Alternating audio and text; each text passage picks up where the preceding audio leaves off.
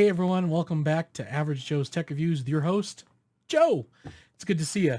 My eyes may wander up because I'm actually recording this a little differently than I have in the past. I'm using my Logitech Brio 4K camera, which is my webcam for my main computer setup here in my office, and I'm able to see myself because I'm capturing it with the what is this? The Logitech Capture. I think Logi Capture or Logitech Capture, because Premiere Pro does not capture from USB enabled webcams like this. And I don't have right now where it would capture if I'd set up my Blackmagic and had cameras everywhere. But the way my desk is, like, it would be weird to have like a camera sitting up here and kind of talking at this angle, or having a big old camera right here in front of the monitor, and then the zoom would be, I think, a little too close. I mean, I do have this Sony here that can be used, but I don't remember if I have a lens. I mean, this will go as low as 17, but not sure how that would look being so close, like if it was like right there, right above where this webcam is. So, yeah. So today, I'm honestly starting to run out of tech things to talk about that I own and that I have around the house. I mean, I have other like laptops and computers and printers, but I don't feel really, that's weird to talk about a printer. Like, it prints, hey! And the MacBook Pro I have is, I think, a 2017 or 2015 model, so it's really old. But I thought at least I could talk about something that I use a lot, and actually has been part of the recording process of these episodes, and that would be this device right here, the Sony FDR-AX100 4K. I think they would call this the Prosumer camera. Beautiful little device here. Not very heavy at all. Very nice. You can kind of compare it to size of like this little Sony Handycam HDR CX 440. It basically could fit inside this thing. And I have another smaller Sony camera that I use as a camera. But we're going to take a look at this little beast. As far as I know, this camera is not available anymore anywhere. I think you can find it like on maybe Amazon, eBay, and maybe some other electronic sites. But like, I did not find it on B&H Photo or anything like that. They were like not available anymore. So if you're able to find one of these, you're going to find it used. But this little, well, medium-sized camera is a real workhorse for me. I got this back in, oh, I should have wrote this down. I think it was in 2014. So when I started out as a youth pastor slash worship pastor slash associate pastor at a church in Lomita, California, one of the things I ended up doing at the church was kind of upgrading their sermon recording capabilities and live streaming and putting it all on YouTube and all that stuff. And one, not to skimp on the type of technology I wanted to be able to use. At that time, the Blackmagic A10 Mini was not available, but I had the older Blackmagic HDMI inputs, which then you had to have all kinds of drivers for your computer and the right settings on your camera. It was so annoying. Because like even with this camera, like plugging it in via the HDMI port, I had to set this camera to like a 1080 at 59.9 whatever it is frame rate, and then I had to match it exactly in the Blackmagic software so that then the device would pick it up, and then I'd be able to see it on the screen for when we were capturing it either straight to Premiere, or we were setting up to stream in like OBS. And I think at that time I actually got my first full license for Streamcast, Telestream, and Wirecast. And so, yeah, it was a pain, but using this camera, the reason, so let me back up. 2014, bought this camera. Reason I got this particular camera over other brands, because there were other cameras out there. There were a lot of 1080p cameras. They're available from, let's see, we got the Sony, we got Canons, gosh, what were the other ones? I can't remember now. Sony, Canon, and maybe one more. First thing I looked at was getting a 4K camera, because even back then 4K cameras weren't as plentiful and easy to access, and they were quite expensive. I mean, this wasn't no cheap little muffin either. Reason I got it was because we wanted to kind of future-proof the technology. And I wanted the future proof because number one, I was buying it. It was my camera and I would use it for whatever future needs I needed it for. And I wanted to be able to future proof knowing that 4K was kind of like the next thing next to 1080p, whether you're streaming, excuse me, or putting it up on YouTube. And having that capability was good to have, to know that I could do 1080p, but then be able to upgrade to the 4K as needed. Now, this one being from 2014-ish time frame, the 4K in here only does, you can choose either 30 or 24p for your frame rate on this, so it's not a 4K 60, it's a 4K 30, which is what I used for many of the sermons. Other major reason I got this camera was low light capabilities. The building we were in was very large, the lights weren't very bright when the preacher was teaching, all that stuff. You know, during the worship set with the band, obviously all the stage lights are on and you could really get them. But then when you got to just the preacher, it was usually like a single light. And if you walked out of that light, you know, very dark. And obviously with a less expensive camera, we'll say like maybe this one here, you're going to get a lot of graininess when it's darker and you're trying to, you know, up your ISO and your f-stop and all that stuff, your iris, your gain and all that stuff to try and make the person that's talking, you know, not as dark, and you want to brighten them up so you can actually see their face and their features and while they're doing. So I did some research on this and found that the, you know, this in low light situations was one of the better ones.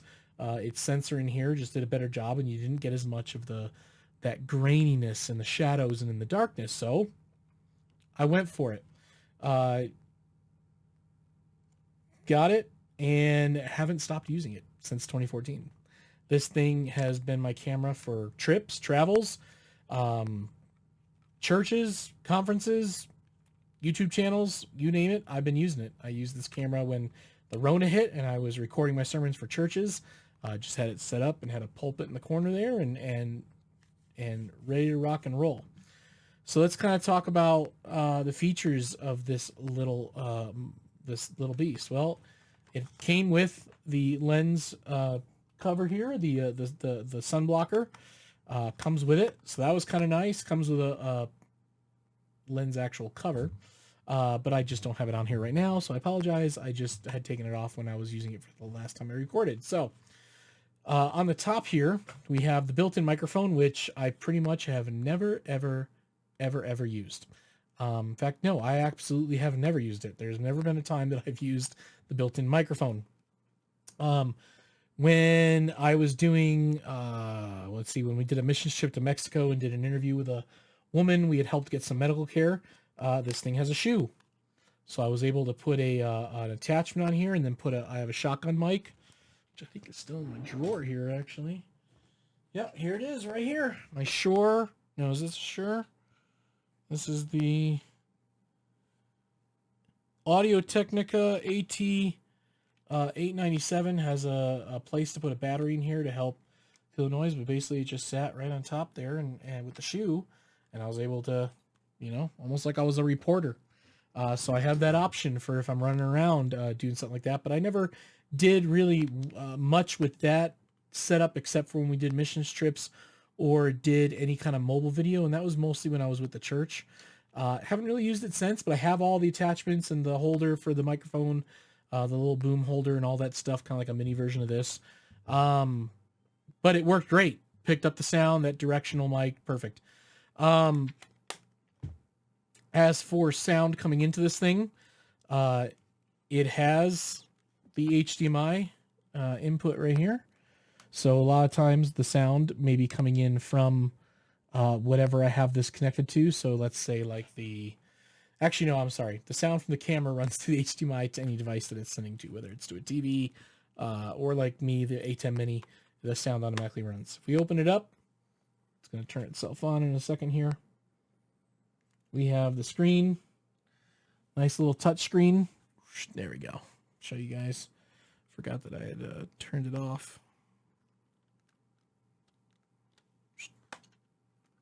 There we go. So there it is. There's my shirt. Woo-boo. There's nice. This thing is fully touchscreen, which is awesome, and no need to have buttons. I think like on this, is it this one? Yeah, I think this one has the.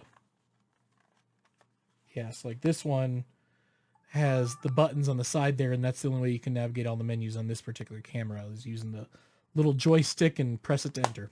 Kind of a pain in the butt. This one, menu features are pretty hefty in here. You have some simple stuff like, what type of, there we go, sorry, what type of shooting mode, camera mic settings, your image quality size, playback functions, edit, copy, and setup. So you can actually edit and stuff in the camera. Weird. Don't ever use it, but most features I use are going to be the camera mic mode, which from there I'm able to see all the functions of the camera and set up how it's going to be used, white balance, all that fun stuff all throughout the camera here. There's the button there. And then we have the image quality where I can actually change it to between 4K and HD. Right now it's set to the XAVC SHD at 60p, and that's basically 1080p at 60, 1080p 60. It has two other choices in here for the file formats. Let's see if I can get it to, there we go. We have the 4K and the AVC HD. The 4K gives me 24 and 30p. The 1080, which is the XAVC SHD, that gives me 60p, 30p, and 24p options for the frame rates. And then the AVC HD only gives me 60i, 60p, and 24p options. And the way we choose those are, of course, sorry, I'm doing this all from behind here. We have the frame rate option, and from there, we can then select what our frame rate is going to be for this particular camera and all that fun stuff. Right now, it's set to the 1080 for doing the YouTube channel. Pretty much when I'm recording my sermons, things like that, I always set it to 4K and go from there. And either post them in 4K or downgrade them to 1080p. On the side here, we have our power, display, playback button. We have the white balance. We have the background noise muter that's supposed to help try and get rid of the noise from basically this area of the built-in microphone back. We have our white balance control, our night, what does it say? Night shot, and then our program AE. On the bottom, we have our shutter speed, gain, ISO, and the iris control. And over here, we have our manual, which we can set this to whatever settings we want. And then this button here can control whatever I desire it to be by hitting the manual. So it can either be the ISO or the gain, which is really helpful, especially when you start doing videos like in a church setting where the lights may be a lot dimmer and you want to be able to see the person who's talking a lot better. So it helps. Or if you're in a super bright area and you got to bring all that stuff down, that's super helpful. Right here is the HDMI input, and then you have the headphone jack, which I've actually never used the headphone jack on this. I think okay, well, I won't say I never have. I think I used it a couple times way back in the day, like 2014, 2015, to make sure, because back then, if we weren't going straight to the computers for the service, we were recording straight to the SD card here. It only has one slot, not a multi-slot. And I would make sure maybe like during playback, during a practice session, to make sure that it was picking up the sound from the soundboard. Because again, how was I getting sound to this? Well, it would be set up. And on the other side here is a button I've never used, which is the focus magnifier. And then let's see, right here is the first one. This is the microphone jack. So this is what ends up getting the sound to the device from whatever board or sound device I'm using. Like when I'm using the wireless mic, I have the receiver that's running from an XLR to the microphone jack straight into the camera. And it's perfect. Works great. Never had an issue. Same thing, running the sound from the A10 Mini straight into that device as a line out. And then the bottom one here is the multi-port, which runs, I don't think I have it out right now, but I have a device that came, I don't remember if it came with it. I think I bought it, but I can't remember now because it's been a very long time. But basically, it's the hand unit that connects via that multi-port, and it's the record, and it works the zoom, and I think it can take a picture too, where you can snap like a snapshot. Depending if you're in 4K mode, you can't do snapshots. So But it's basically a little handheld thing. So if like, the camera's sitting like this and I can be controlling it just, out of sight, just record, zoom in, zoom out, things like that. So zoom on this thing is not too shabby. It's we'll get this thing turned back on. There we go. Let's see. There we go. So there's the zooming in on my bookshelf. Has a pretty decent autofocus system. I've never really had to use the manual focus. You can actually set this up for manual and use it to, pinpoint your focus. But I keep mine on autofocus, and it's done beautifully. Right now, I have it set to on here on zoom. So this can actually control the zoom without using these buttons. But again, I've never really used it. I've been pretty simple with that. The battery it takes is the simple, I think I have in here the NV100, the big boy, and I have a 70 as well. It came with a 70, and usually I always have the big boy in here so that I can still run this thing for quite a while. Let's see. Currently, I have been having it charged, and right now I have, let's see, the battery is full, and right now I have 5 hours and 50 minutes available on this battery. And my SD card has 9 hours and 11 minutes left. So plenty of time to record on this thing and take care of business however I want to. Even has the little pull up launch out so I can, and it has all the same views I would see in the magical. I don't know if you'll be able to see much. See if we can aim this just right. Oh, there it is. Yeah. And you can see it has there's the battery symbols, but of course you're seeing it from, yeah, it's hard to see with the camera view there, but I don't know if I can actually, I'm going to play here on here. You guys are going to, there we go. Oh, check it out. There's my fan. So it's almost this pretty same view as, looking as if I was looking thing. I only use this a couple times. I really only use this, this eyepiece here when I was doing more shots like with the interviews. So it's, it's obviously easier to have this and be looking down like this, but there were times where just, I just was kind of looking but let's be honest, most of the time I'm using this. This thing can twist all the way forward, all the way back, down like that. So it was way up in the air. Most of the time I'll have it like this whenever I'm doing my YouTube channel so I can see myself, or when I did anything else, even when I was self-taping sermons, things like that. So the functionality of this screen is, I love it. This thing is fantastic. Saves in RAW. I think about a 30 to 40 minute sermon can run 25 gigabytes in size for the RAW 4K. I'm not sure about the 1080p because, like I said, most of the time I'm not really recording to the SD card unless I feel that there's a reason to.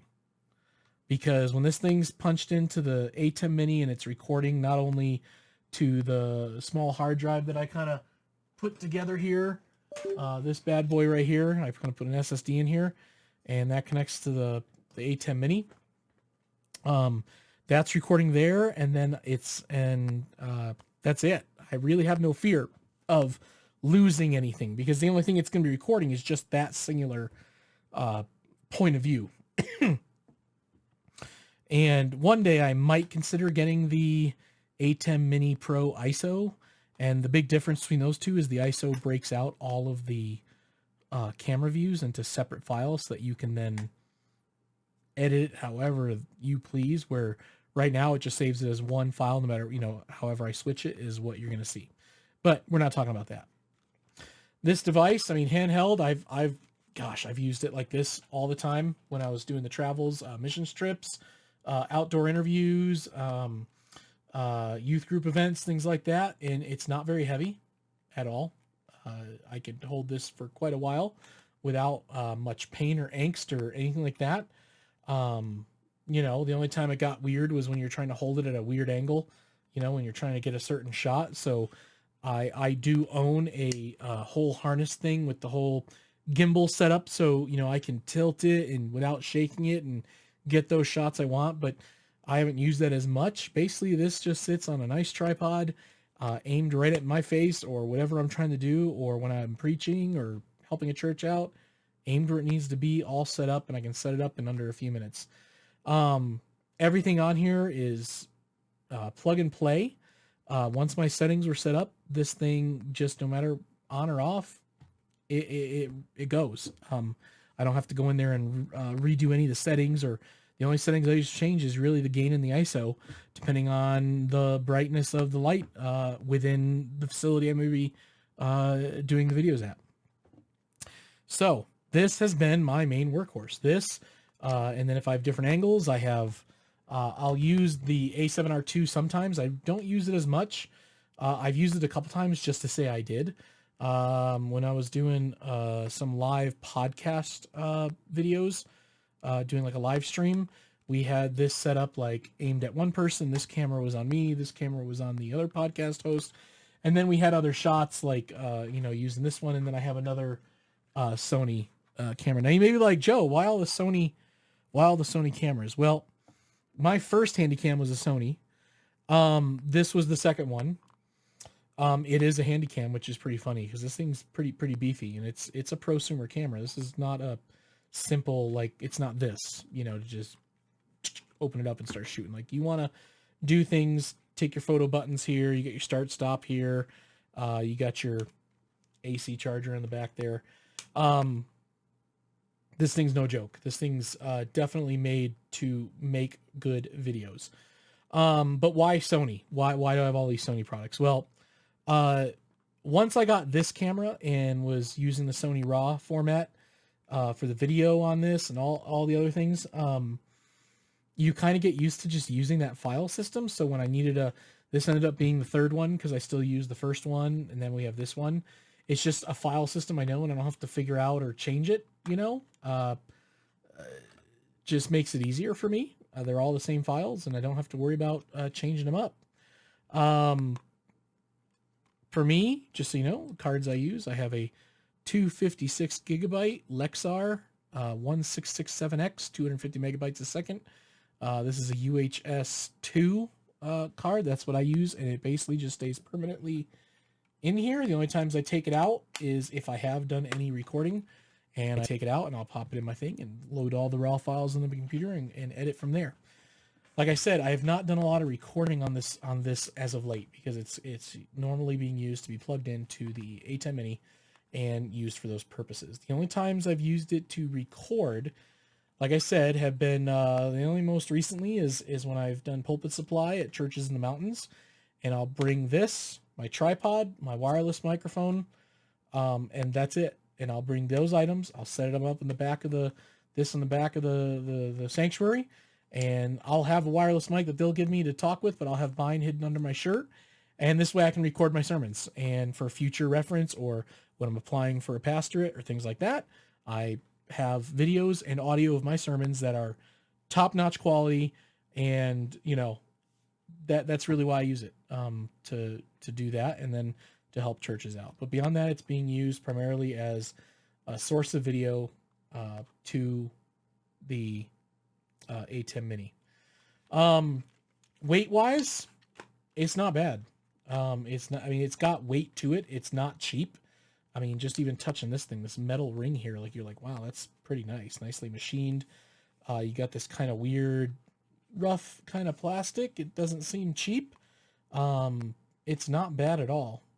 This thing, I've been using this camera since 2014, and I won't stop because it doesn't fail me at all. I have no reason at all to upgrade this. Now, some people might say, well, what about the newer ones? Maybe they have better sensor and a better, for the darker rooms. But here's the thing. If you've got something that works for you like this, and it's a workhorse and it's a beast and it ain't breaking down, there's no reason to get rid of this and upgrade it. It's not, some cameras are not like, some may say they are like a computer and they should be upgraded however long. But when you're someone like myself that, you're doing your own thing and you have a $0 budget for like my YouTube channel, I don't need to be concerned about the coolest, newest camera. This thing works perfectly for me. Like, I like if this thing broke, I think I would probably try to find a way for someone to fix it.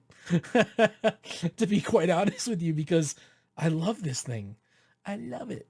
It's been amazing for me. And the fact that it's been with me since 2014, so we're talking is that 8 years now? So that's 20, 8 years I've been using this device. And it has not failed me once. I keep it in a nice camera bag. I always make sure the battery is charged. Uh, I mean, it get used so often that I'm never worried about it. I don't even know if I have to upgrade the firmware in this thing. I mean, I upgraded it a long time ago when it needed it, but I don't even know. I don't even know if it, I don't even know. I'm looking because I'm crazy like this, and I'm trying to find its, here we go, version. It's on version 3.0 here, and I think the website had like version 4.01 or something like that. I don't know, 3 point whatever. But I love this camera. It's not available anymore on the Sony website. I think now they have a FDR-AX100 Echo E. Looks almost exactly the same. And now, of course, they've come out with smaller versions of the AX. They have like the AX35. They have different 4K cameras, but I love this thing. This thing has been amazing. I would never get rid of this, never sell it. I wouldn't even upgrade it right now. I really have no reason to. I love it. It just, I have no other words to say than this thing has been amazing. And to me, it's been future-proofed. It's sure, when churches and organizations are looking for a video camera setup for like when they're doing these types of things, or their conferences, or like at me for the church world, for sermons, I'll tell them like, this is high end. This is a good amount of money, but it's a future-proof camera. But I also say, hey, you know what? On your smaller budget, this thing is this will do you just fine.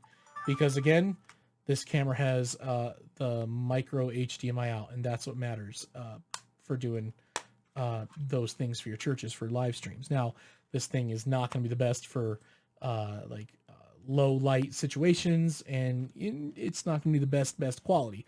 Where like I've never had a problem with the quality of this camera, especially when I'm using Premiere Pro to edit it, whether I'm editing 4K or editing it down to 1080p standards. It just never looks bad. Now, if it looks bad, it's because maybe my settings were crappy and I did a bad job setting myself up like during a low light situation, or like in this room, and it just didn't look the best. And well, that's my fault. And I'm still learning how to do things like edit video properly in Premiere Pro and all that stuff. So I know I'm blabbing, blah, blah, blah, blah, blah, blah, blah. That's what I do. I love what I do. Like I said, I was kind of running short on things to talk about. I've kind of walked through some of my more fun things that I have, and I'm kind of like, what else do I talk about on this channel?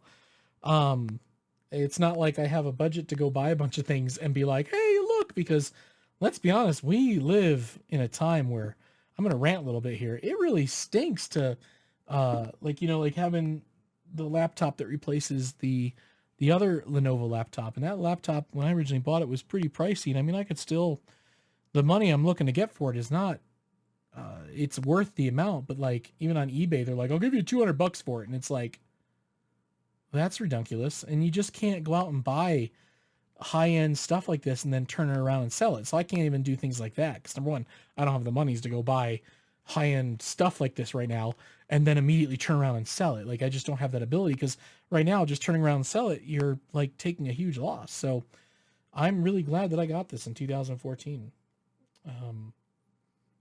It's dusty. It's got some nicks and dings on it. But it has never failed me. This thing has been amazing. And if you're able to find one used on eBay or even Amazon, or some of those used camera places like B&H Photo, Adorama, you may be able to find it used. I'd say look it up if you're interested in this type of camera for your church, for conference center, or even your own YouTube channel, because this thing is awesome. Now, I'm sure people that do YouTube channels are like, why would you buy? But then, of course, I see YouTubers that are using even higher end cameras than this A7R2. Like, they're using like $7,000 cameras and just setting it right in front of themselves, and that's their YouTube camera. And I'm like, That's weird. So maybe next I'll talk about my Sony camera, um, my other Sony camera. But let's kind of, is this for you? Well, it depends what you're doing. If you're a church looking for a higher end camera that's a little bit more future proof because it has the 4K capability, I would say that this model or the newer models, which are on the Sony website, you know, the AX100 Echo, or even I think now they have the AX700. Not sure what the major differences are. I did not really research those because, again, I'm not interested in upgrading this. This thing is just too awesome for me. So what I'm saying is though, if you find yourself that you're in the market for a prosumer camera that can do 4K, has all the fun little things that you think you're going to be able to use, like I say, I use simply the things that are on this device. I am not super techie. Like, I was able to learn on my own how to set things up. I don't even think I used YouTube videos back in the day, back in 2014, to learn how to use this. I just went digging through the menu on this thing. I'm on my own and had fun looking up how to do, like, how to change things, you know, how to get these things to work well and save it right and get the raw file I wanted and what quality I wanted. And then of course back then I was using a old Blackmagic HDMI input that went by the old Thunderbolt, you know, I'm talking about that more square looking DisplayPort Thunderbolt, into the computer, and that was a nightmare. But if you find yourself in the market for something better than this light, this thing is not even a pound. Gosh, it's like a feather. If you're in the market for something beyond this to be more future proof, then something like this is what you're gonna want. Something like this that's heavy duty. It can take a beating. It'll, obviously you can tell I've been using this for 8 years and I use it a lot, and this thing has not failed me. It has not broken down. I've had no problems with it, no software issues, no firmware issues. Nothing is wrong with this at all. Now, of course, let me knock on wood, because, you know, don't want it breaking like the next day. Obviously you might be able to find it used. Let me see if I can look online. I'm not sure. Let's see. FDR-AX100. And let's see if you're shopping for it. Like, okay, all right. So someone on eBay is trying to get one off for under $1,000. So you might be able to pay under $1,000 for this particular camera. So you can find it, and you never know what kind of deal you may find. But like I said, it's up to you and what you're looking for. Now, obviously, there's some lower versions of it, like the AX35, and I think they're almost I think a little bit bigger than this, but smaller than this. So not as heavy, not as bulky, and they do 4K and probably will do everything you want. But it's up to what you're looking for. Now, me, obviously, like I said, I've got all these Sony products because I've kind of just used to using them, used their file formats, and just was like, I didn't want to deal with at the time, you know, getting different, like having a Canon camera like this and this camera and another one like in a different brand, and I just was not in the mood for having 3 different cameras with 3 different file formats and dealing with all that. Pardon me. So that's where I fall in that worldview with that. Oh, JVC was the other camera I looked at. That's right. Canon, JVC, and Sony were the 3 cameras I researched. Sorry, that was a mind blurb there that just took over. So I apologize. Let me keep looking at the camera. So I love this thing. I highly recommend it. And I'm guessing if I highly recommend this, then you'll probably like the newer version. You will probably find great joy in the newest version, the 100 Echo, and maybe even the 700 or even the smaller ones. I don't know. All I know is so far I have not had any issues with any of my Sony products. And I highly recommend this camera. I know right now I'm recording it on this Logitech Brio 4K webcam, and the quality is not exactly, I'm looking at it on the screen, not exactly beautiful. But the reason I did that was because I I mean, I was taking the next 5 days, like, what do I do a review on? And that would be like people would actually want to watch or look at, you know? And so I thought, well, why don't I talk about the camera that's been used for all my episodes and previous podcast streaming and all of my sermons and other churches. And it's been this beast, the FDR-AX100 has been my hands down most favorite video camera that I've had for 8 years. And I am very happy and blessed to have this camera. And I hope I get many more years of joy with it. Because it's been amazing. It really has. I know I've been saying that over and over again. So I will try to post something below of the specs on it, and then I will try to find somewhere that it's for sale and maybe be able to post that for you. If not, I apologize. But beyond that, I hope you like this episode. I know it wasn't like super cool and like, let's look at this really cool laptop, but you know, I wanted to show you something that has been a part of my life for a good chunk of it. And it's been really good. And I highly recommend this type of camera to you. That's build quality is good. And the quality of the picture that comes from it is amazing. And especially for situations in low light. So yeah, that's where I stand on that. That's my story. I'm sticking to it. Hopefully that's not a trademark statement. But that's about it. If you guys have any, I guess, if you have any ideas of things you want me to try and look at, I will try.